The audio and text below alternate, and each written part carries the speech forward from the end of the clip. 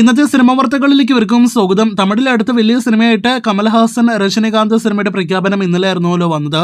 Video വലിയ രീതിയിലുള്ള തരംഗമാണ് സോഷ്യൽ മീഡിയയിൽ സൃഷ്ടിച്ചത്.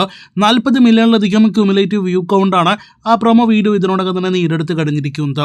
നെൽസന്റെ സംവിധാനത്തിൽ രജനികാന്ത് നായകനായി എത്തുന്ന സിനിമയുടെ അനൗൺസ്മെന്റ് ഈ വർഷം ഇപ്പോൾ വന്നു എങ്കിൽ പോലും സിനിമയുടെ ഷൂട്ട് ഈ വർഷം തുടങ്ങില്ല എന്നൊരു റിപ്പോർട്ടാണ് വരുന്നത്. ജയിലർ 2വിന്റെ ഷൂട്ടിന് ശേഷം നെൽസൺ ആവശ്യമായ പ്രീ പ്രൊഡക്ഷൻ എല്ലാം തന്നെ നടത്തി മാത്രമേ സിനിമയുടെ ഷൂട്ടിലേക്ക് കടക്കുകയുള്ളൂ. 2027 മാത്രമേ സിനിമയുടെ ഷൂട്ടിംഗ് ആരംഭിക്കുമെന്ന് പ്രതീക്ഷിക്കുകയുള്ളൂ.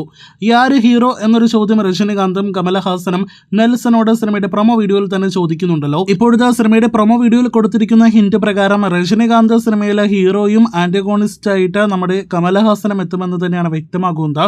എന്തായാലും ആവേശത്തോടെ കാത്തിരിക്കാൻ ശ്രമിക്കേട്ടാം. AK-64 എന്ന സിനിമയുടെ ഒഫീഷ്യൽ പ്രഖ്യാപനം ഈ വീക്കെൻഡിൽ വരുമെന്നായിരുന്നല്ലോ നേരത്തെ റിപ്പോർട്ട്സ് ഉണ്ടായത്. അജിത്തിനെ നായകനാക്കി ഗുഡ് ബാഡ് അഗ്ലി സംവിധായകൻ അതിക്ക് സംവിധാനം ചെയ്യുന്ന ഏറ്റവും പുതിയ സിനിമയായിട്ടാണ് AK-64 വരാനായിട്ടിരിക്കുന്നത്.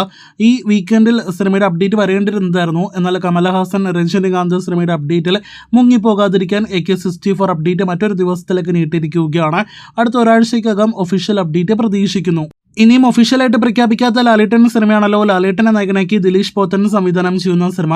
ചിത്രത്തെക്കുറിച്ചുള്ള ഏറ്റവും പുതിയ റിപ്പോർട്ടുകൾ പുറത്തു വരുമ്പോൾ വയനാടിന് പുറമെ ഇടുക്കിയിലും സിനിമയുടെ ലൊക്കേഷൻ ഹണ്ട് നടക്കുകയാണ്. ആവശ്യമായ പ്രീ പ്രൊഡക്ഷൻ നടത്തിക്കഴിഞ്ഞതിന് ശേഷമേ സിനിമയുടെ ഒഫീഷ്യൽ പ്രഖ്യാപനവും ഷൂട്ടിങ്ങിലേക്ക് പോലും സിനിമയുടെ അണിയറ പ്രവർത്തകർ കടക്കുകയുള്ളൂ എന്നൊരു റിപ്പോർട്ടാണ് വന്നിരിക്കുന്നത്. അടുത്ത വർഷത്തെ ആദ്യത്തെ ലാലേട്ടൻ സിനിമയായിട്ട് തിയേറ്ററുകളിലേക്ക് എത്തുമെന്ന് പ്രതീക്ഷിക്കുന്ന ചിത്രത്തിന്റെ മറ്റൊരു പ്രധാനപ്പെട്ട ജോണർ അപ്ഡേറ്റിലേക്ക് വന്നാൽ ഹൊറർ കോമഡി ഫാന്റസി രംഗങ്ങൾ അടങ്ങിയ ദിലീഷ് പോത്തൻ സ്റ്റൈലിലുള്ള ഒരു കൊമേഴ്ഷ്യൽ സിനിമയായിരിക്കും ഈ ലാലേട്ടൻ സിനിമ എന്നൊരു റിപ്പോർട്ടാണ് വരുന്നത്.